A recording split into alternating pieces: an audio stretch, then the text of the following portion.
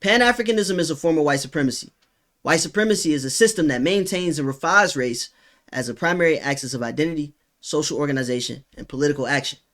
Any ideology that centers racial categories as essential and immutable contributes to the maintenance of the racialized worldview created by white supremacy. Pan-Africanism centers black racial identity as essential to collective solidarity, political mobilization, and cultural revival. By centering black racial identity, Pan-Africanism maintains the race-based worldview that white supremacy originally imposed. Systems that maintain the structure of white supremacy, even under inverse moral aims, are functionally equivalent to white supremacy in perpetuating the racial order. Therefore, Pan-Africanism is a form of white supremacy.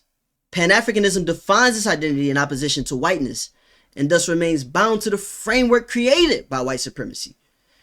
Identity is often formed through oppression of the other, and white supremacy established racial categories including black and white.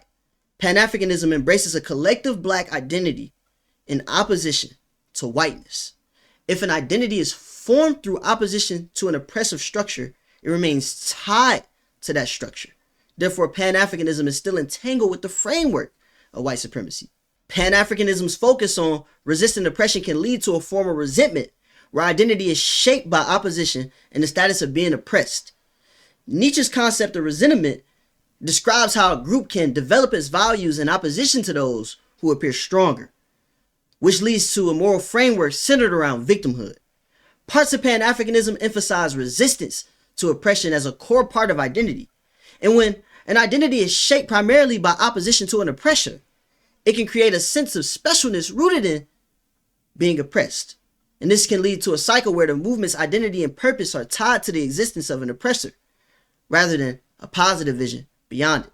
Therefore, parts of Pan-Africanism often falls into a pattern of resentment, rather than embracing the great contributions of our ancestors. The presuppositions of Pan-Africanism lead to an infinite regress problem that challenges the coherence of its racial categories. Pan-Africanism presupposes that individuals of African descent share collective identity rooted in a common origin in Africa. The out of Africa theory suggests that all human beings ultimately trace their ancestry back to Africa. But if all human beings have a common African origin, then the distinction between black and white becomes blurred since everyone has the same origin. Where does black end and white begin? And this leads to an infinite regress problem where defining who is black and who is white relies on arbitrary historical points rather than a clear boundary or definition.